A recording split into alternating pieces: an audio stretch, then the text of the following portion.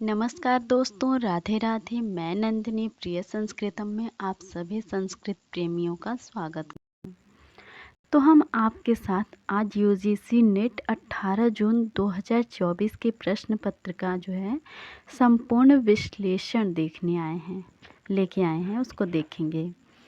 हम इससे पहले भी हमारा जो 30 अगस्त को री एग्ज़ाम हुआ था संस्कृत का, हम उसका विस्तृत विश्लेषण और भी वैदिकी गायिका और दर्शन साहित्य के कुछ प्रश्नों को हमने देखा है।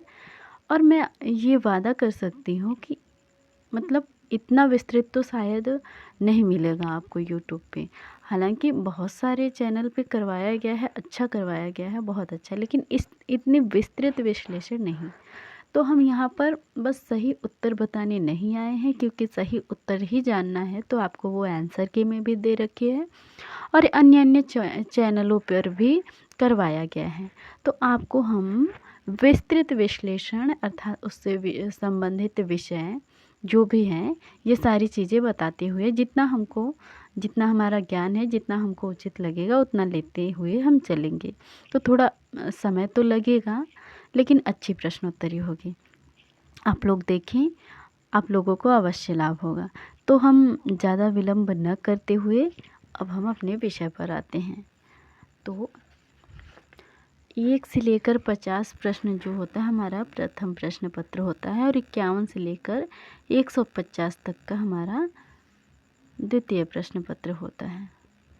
तो संस्कृत का पहला प्रश्न और इस प्रश्न पत्र का 51 नंबर का प्रश्न जो है आपको मिलान करने के लिए आया है। सूची द्वयम आश्रितम समुचितम मेलयत।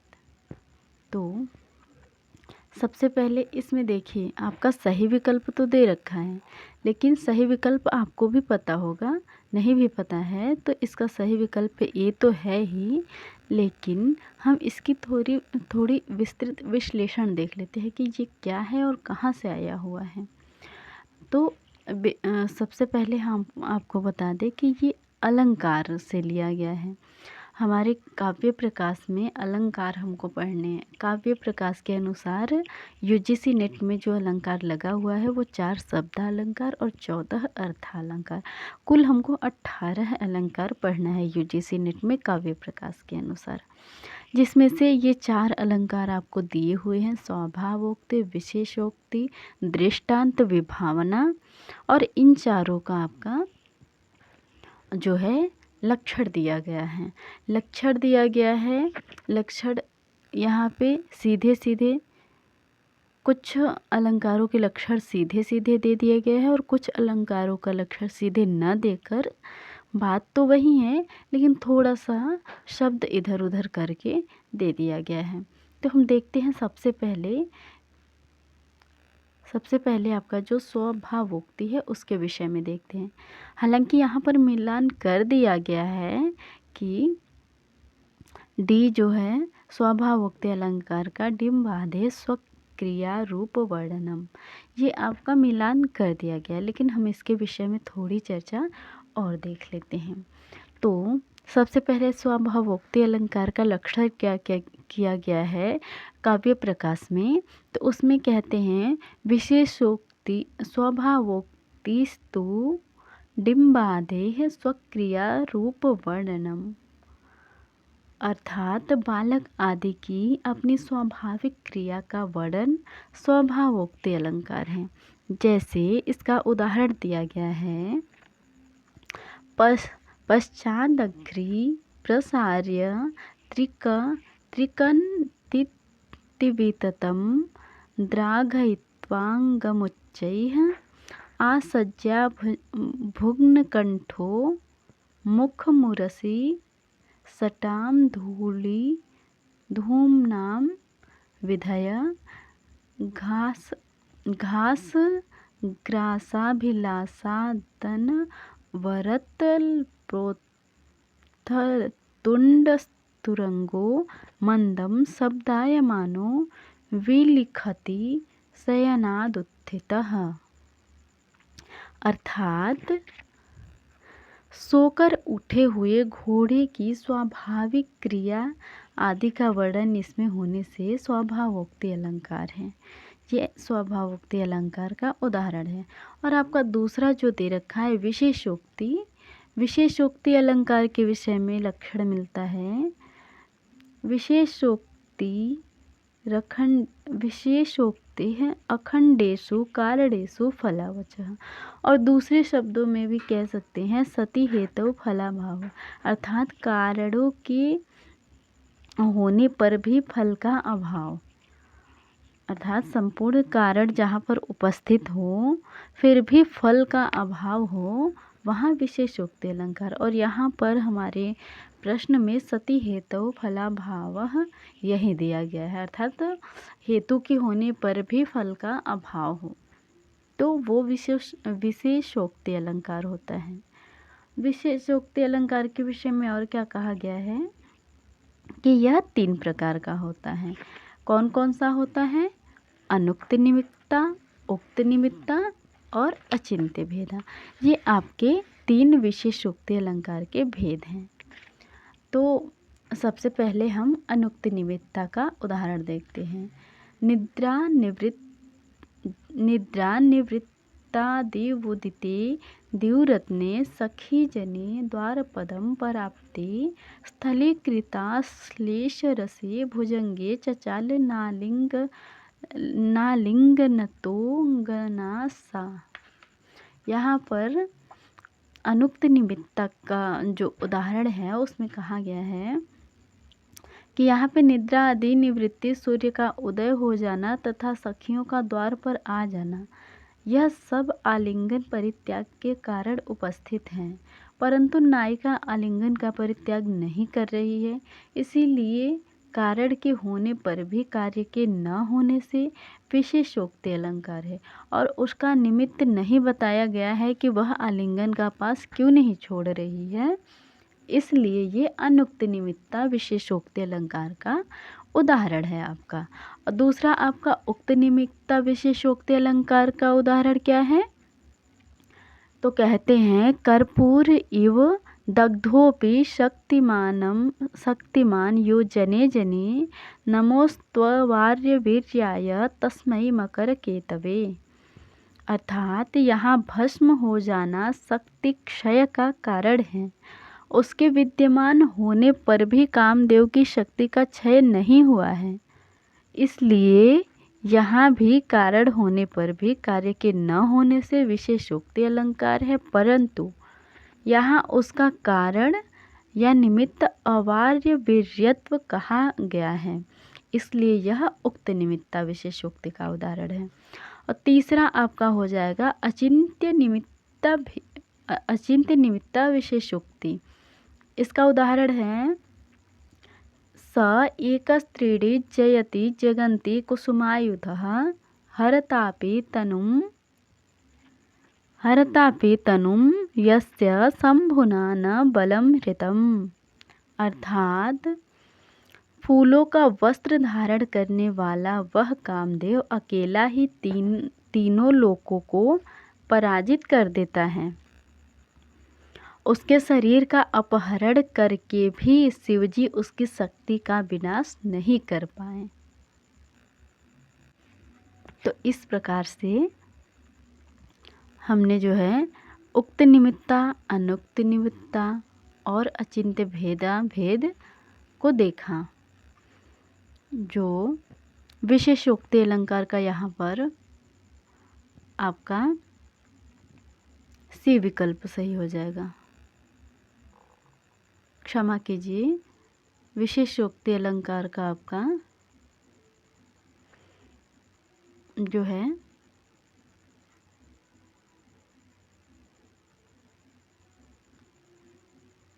सती हेतु फलाभाव, अर्थात कारण के होने पर भी फल का अभाव होना, वो विशेषोक्ति अलंकार है।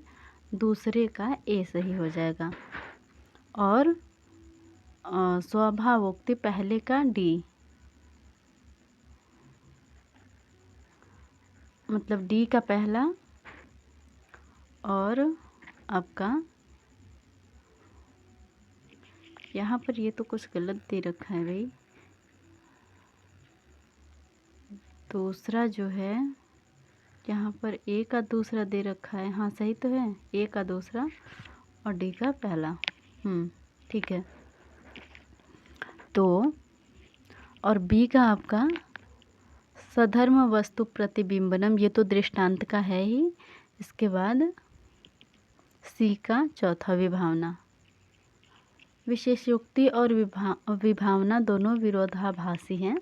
तो हम सबसे पहले अब दृष्टांत का देख लेते हैं। हम स्वभावोक्ति और विशेषोक्ति देख चुके हैं, तो दृष्टांत के विषय में देख लेते हैं। दृष्टांत का लक्षण है दृष्टान्तः पुनरेतेषां सर्वेषां प्रतिबिंबनम, अर्थात उपमान, उपमेय, उनके विशेषण और साधारण धर्म आदि इन सब का बिंब प्रतिबिंब भाव होने पर दृष्टांत अलंकार होता है। साधर्म्य तथा वैधर्म्य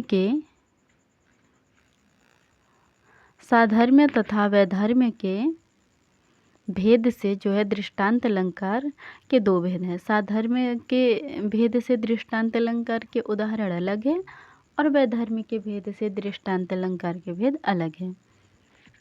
तो हम पहले साधर्म्य के भेद से देख लेते हैं। त्वयि दृष्ट एव तस्या निर्वाति मनो भवज्वलितम् आलोके हि हिमांशोर्विकसति कुसुमं कुमुदवत्याः। अब वैधर्म्य के दृष्टांत अलंकार का उदाहरण। तवा वहे साहस कर्म सर्मणः करम कृपाणान्तिकं निनिशतः भटाः परेषां विसरारुतामगुः दधत्यवाते स्थिरताम हि पांशवः। ये वैधर्म्य का उदाहरण था। इसके बाद विभावना अलंकार। विभावना अलंकार का लक्षण आपका जो है कहा गया है काव्य प्रकाश में, क्रियायाः प्रतिषेधेपि फल व्यक्तिर्विभावना। दूसरे शब्दों में कहते हैं हेतुम बिना कार्योत्पत्ति, अर्थात बिना कारण का ही कार्य की उत्पत्ति होना।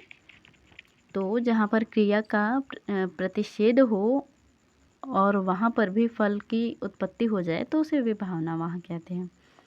जैसे जहाँ पर हेतु रूप क्रिया अर्थात कारण का निषेध या अभाव होने पर भी कार्य या फल की उत्पत्ति हो, वहाँ विभावना अलंकार होता है।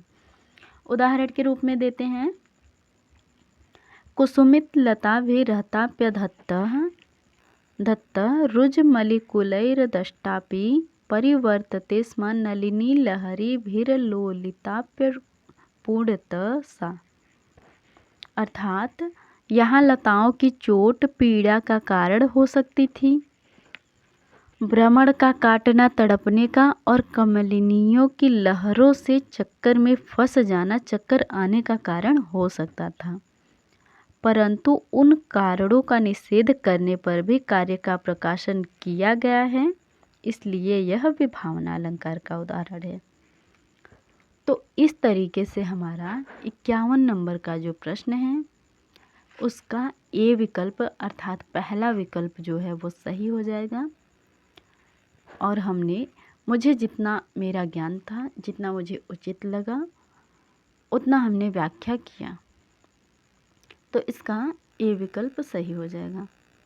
अब हम 52 नंबर अगले प्रश्न की ओर बढ़ते हैं।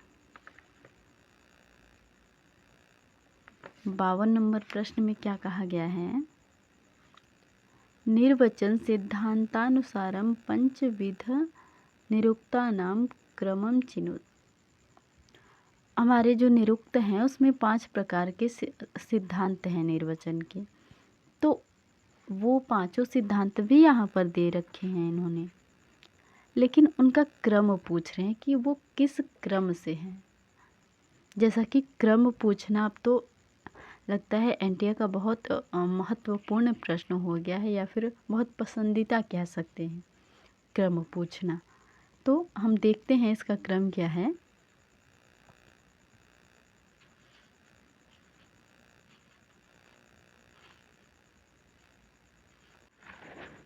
तो निरुक्त आचार्य यास्क की रचना है और निरुक्त के द्वितीय अध्याय के प्रथम पाद में जो है निर्वचन सिद्धांत का वर्णन किया गया है। ये जो आपका निर्वचन सिद्धांत है इसका वर्णन किया गया है। इसके विषय में एक श्लोक मिलता है। वर्ण आगमो वर्ण विपर्यश्च द्वौ चापरौ वर्ण विकार नासौ धातुस्तदर्थातिशयेन योगस्तदुच्यते पंचविधम निरुक्तम। तो सबसे पहले आपका वर्ण आगम आ जाएगा, उसके बाद दूसरे नंबर पर वर्ण विपर्यय आ जाएगा, अर्थात सबसे पहले आपको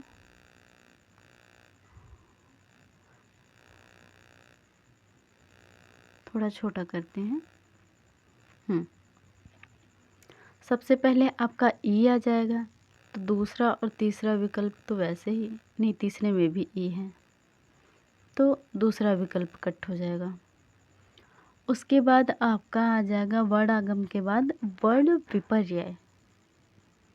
तो ई के बाद आपका डी किस किस में है, तो ई के बाद आपका डी जो है वर्ण आगम ई, उसके बाद वर्ण विपर्यय डी, इस वाले ऑप्शन में है, लेकिन यहाँ पर तीसरा सही किया गया है, तो ये गलत भी हो सकता है, कोई बड़ी बात नहीं है। उसके बाद वर्ण विकार सी, और उसके बाद आपका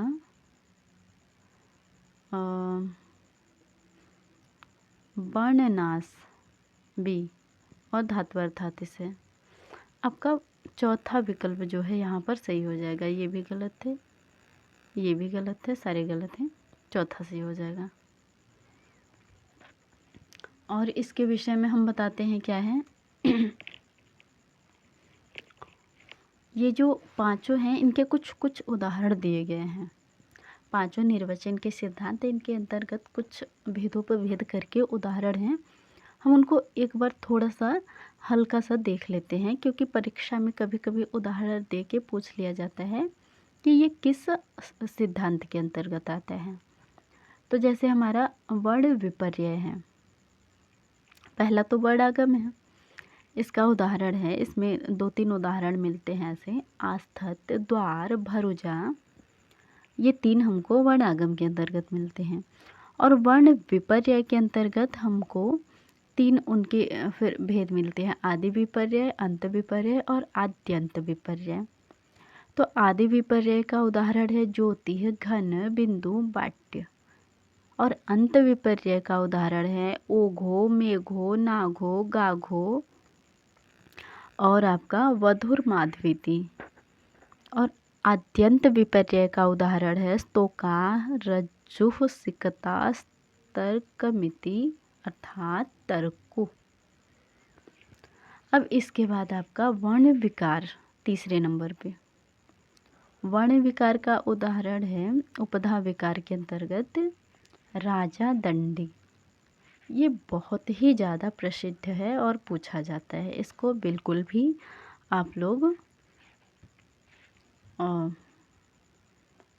नज़रअंदाज ना करें, एकदम अच्छे से ध्यान में रख लें। चौथा विकल्प, चौथा भेद आपका जो है निर्वचन सिद्धांत का वर्णनाश। वर्णनाश में आपके 6 भेद हैं, उनके अलग अलग उदाहरण हैं।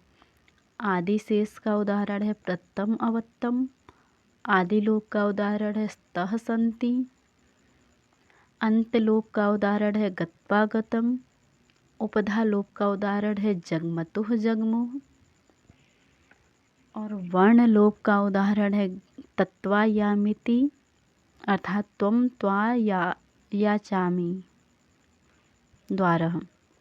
और द्विवर्ण लोक का उदाहरण है त्रिचः, अर्थात त्रिश और ऋचः बनकर त्रिचः हो जाता है, मिलकर लोप होकर। और पांचवा भेद आपका है धात्वर्थातिशय। धात्वर्थातिशय में यज धातु संप्रसारण अर्थ में इष्टम इष्ट्वा बनता है और असंप्रसारण अर्थ में इष्टुम यष्टुम यष्टव्यम बनता है। तो इस तरीके से हमारा 52 नंबर प्रश्न का चौथा विकल्प सही हो जाएगा। यहाँ पर जो निशान लगाया गया है वो कहीं कहीं पर सही भी है और कहीं कहीं पर गलत भी है। तो इसका ये विकल्प गलत होगा, इसका तीसरा विकल्प गलत हो जाएगा, इसका चौथा विकल्प जो है वो सही होगा। अब हम अगले प्रश्न की ओर बढ़ते हैं।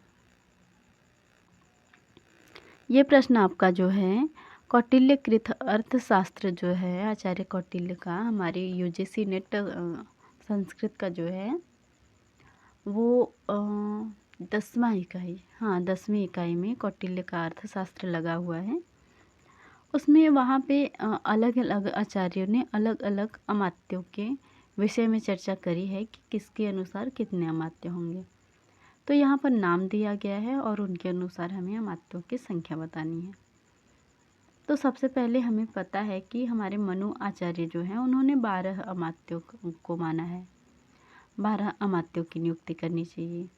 तो द्वादश अमात्यान मंत्री परिषद में द्वादश अमात्य कौन मानते हैं? तो आपके मनु मानते हैं। तो ए का तीसरा किस विकल्प में है? हमारे पास एक ही विकल्प है, बी विकल्प। और दूसरा विकल्प और देख लेते हैं। मंत्री परिषदी षोडश अमात्याः कौन मानते हैं 16 मंत्री? तो आपके बृहस्पति मानते हैं, बी का चौथा। और मंत्री परिषद में 20 अमात्य कौन मानते हैं? 20। तो आपके शुक्राचार्य को औशनस भी कहते हैं। तो सी का एक हो जाएगा, ए का 3, बी का 4, सी का 1 और डी का यथा सामर्थ्य आपके कौटिल्य मानते हैं। वैसे वो 4 मानते हैं, लेकिन फिर भी वो कहते हैं कि जितनी आवश्यकता हो या यथा सामर्थ्य उतना हमको मंत्री परिषद बनाना चाहिए।